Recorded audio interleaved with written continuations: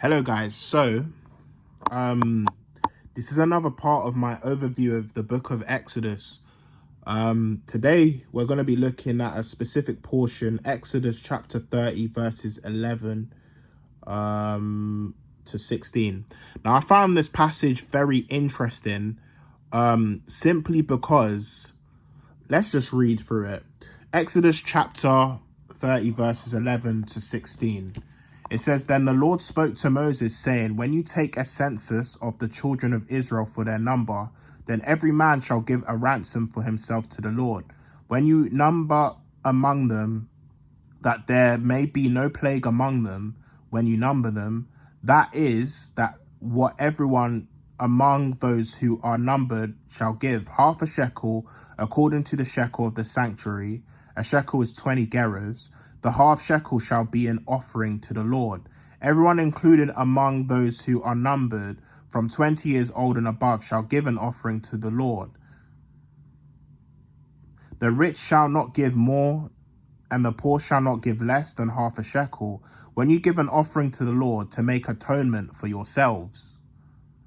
And you shall take the atonement money of the children of Israel, and shall appoint it for the service of the tabernacle meeting, that it may be a memorial for the children of Israel before the Lord, to make atonement for yourselves." So it's like, basically, this was a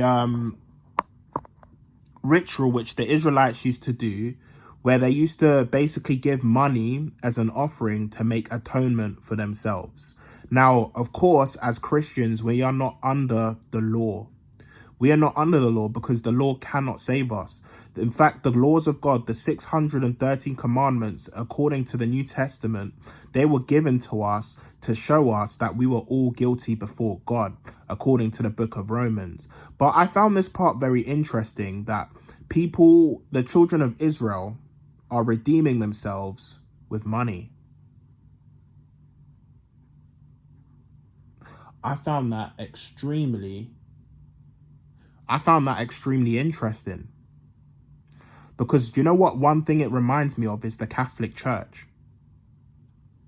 Something in the Catholic Church which Martin Luther used to fight against. There was something in history which we call it penance.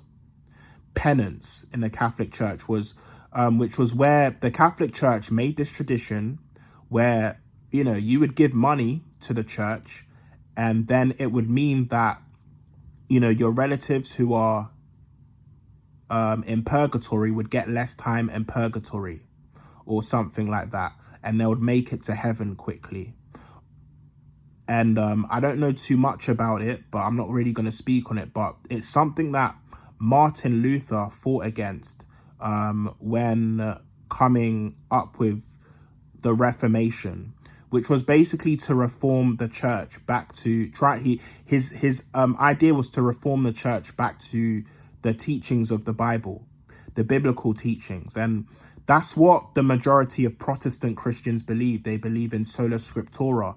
1 Corinthians, I believe, chapter 15 tells us to not go beyond what is written in the Bible. The Bible is basically the be all and end all in terms of theology and in terms of truth. It's the Bible. You know what I'm saying? It's the Bible in which we understand, the heart of God, in which we understand who God is.